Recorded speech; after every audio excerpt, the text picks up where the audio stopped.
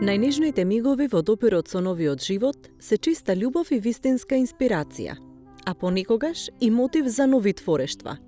Барем така било во случајот со Софија Џибулова, која од дружењето со својата внука создала приспивна песна. Вели дека тоа е нејзиниот личен придонес во растењето на децата.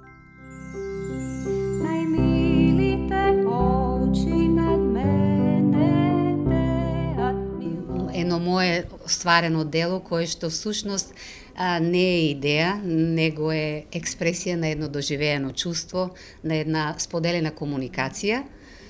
Поточно се работи за една приспивна песма која што се изнедри во момент на приспивање на мојата внука и сакам да кажам дека и првичниот наслов на песната беше приспивна за Ева, тоа е за моите внуки Марија и Ева.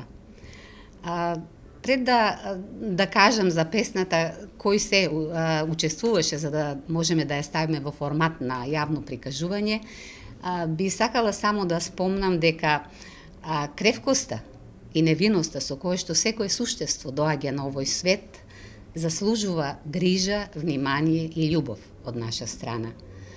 Ние, возрастните, сме првите зачетници кои што ги цртаме линиите на картата на нивниот свет. И затоа сериозноста и пристапот за творење за нив е голема одговорност, но и голема љубов. Интрото на гитара го отсверил Слободан Ѓошик, додека аранжманот е на Ермал Мехмети. Според Џибулова, децата заслужуваат поголемо и поквалитетно творештво на македонски јазик. Затоа што ние сме сведоци на наплив на секакви песни од странски говорни подрачја, поготово на социјалните мрежи.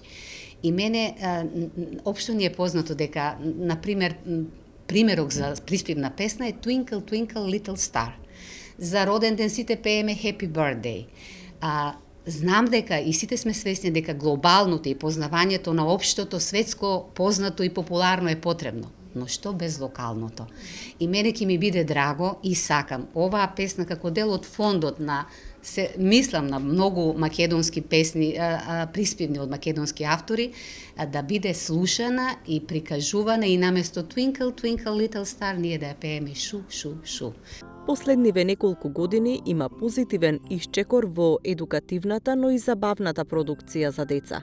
Се создадоа повеќе детски телевизиски серии, нови играни проекти на дигиталните медиуми, а зголемена е и продукцијата на детски книги.